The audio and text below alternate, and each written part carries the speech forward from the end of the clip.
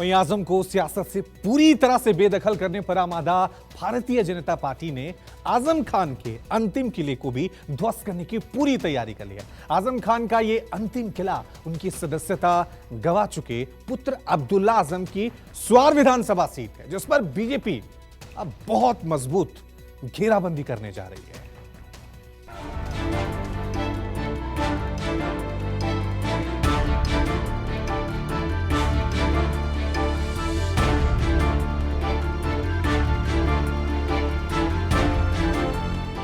रामपुर तो पहले से ही कमलमय है, अब स्वार में भी कमल की बयार बहाने की तैयारी हो चुकी है। योगी सरकार और बीजेपी के निशाने पर रहे आजम खान को सियासी तौर पर पूरी तरह ध्वस्त करने पर आमादा भारतीय जनता पार्टी ने स्वार विधानसभा सीट पर कब्जे के लिए जबरदस्त प्लानिंग की है। दरअसल स्वार सीट आजम खान के बेटे और स्वार विधानसभा सीट से विधायक रहे अब्दुल्ला आजम की थी, लेकिन अब्दुल्ला आजम की सदस्यता खारिज होने के बाद स्वार विधानसभा सीट पर उपचुनाव होने जा रहे हैं। इससे पहले आजम खान की रामपुर लोकसभा सीट बीजेपी पहले ही जीत चुकी है। 2022 का विधानसभा चुनाव जीतने के बाद आजम खान ने जिस रामपुर लोकसभा सीट से इस्तीफा दिया था, अब उस रामपुर लोकसभा सीट पर बीजेपी का कब्जा है। बीजेपी के घनश्याम लोधी यहां से सांसद है। इसी तरह कोर्ट से सजा मिलने के बाद जिस रामपुर सदर सीट से आजम खान की विधायकी चली गई थी, अब उस रामपुर सदर विधानसभा सीट से बीजेपी के ही आकाश सक्सेना विधायक है। अब बारी है स्वार विधानसभा सीट की, जो सीट आजम खान के बेटे उमर अब्दुल्ला की विधायकी जाने के बाद खाली हुई है। उस पर बीजेपी ने एक बार फिर निगाहें लगा दी। भारतीय जनता पार्टी हर चुनाव को पूरी तन्मयता के साथ, पूरी रणनीति के साथ, पूरा प्रयास करके अपना कार्यकर्ताओं का नेटवर्क, अपनी सरकार की उपलब्धियां, इन सबको लेकर के जनता के बीच में जाती है। और हमें पूरा भरोसा है कि जैसे तमाम उपचुनावों में भारतीय जनता पार्टी ने किला फतेह किया है, अपनी पराजयों को जय में तब्दील किया है, ऐसे ही अब रामपुर की तर्ज पर स्वार में भी भारतीय जनता पार्टी कमल का फूल खिलाएगी और वहां भी भारतीय जनता पार्टी का विधायक निर्वाचित होगा। दरअसल बीजेपी की रणनीति के मुताबिक वो आजम खान को रामपुर से पूरी तरह खत्म कर देना चाहती है।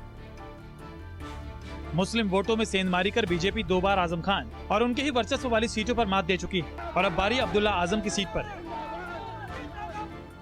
बीजेपी यहां अपने मंत्री और वरिष्ठ पदाधिकारियों के साथ कुछ केंद्रीय मंत्रियों को भी प्रचार में उतारने की योजना बना रही है।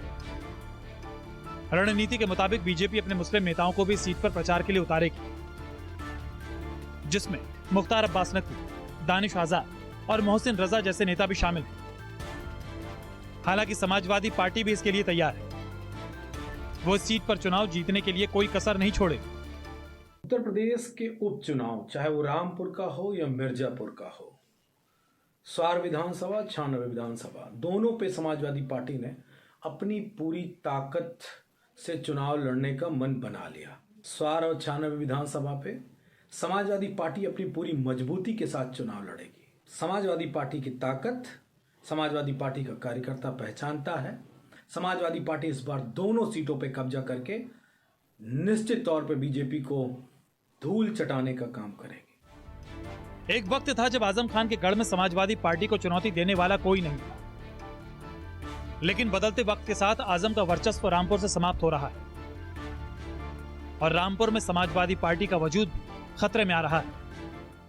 रामपुर लोकसभा और सदर विधानसभा ये दोनों ही सीट बीजेपी आजम खान से पहले ही छीन चुकी है। अब बारी रामपुर की स्वार विधानसभा सीट की है, जिस पर उपचुनाव होने जा रहा है और इस आजम खान के अंतिम गढ़ को भेदने के लिए बीजेपी पूरी ताकत लगा रही है। लेकिन उसकी राह इतनी आसान भी नहीं, क्योंकि समाजवादी पार्टी ने भी इस बार पहले से ज्यादा तैयारी कर रखी है। कैमरा पर्सन धर्मेंद्र कुमार साहू के साथ मानस श्रीवास्तव, लखनऊ, न्यूज़ 24।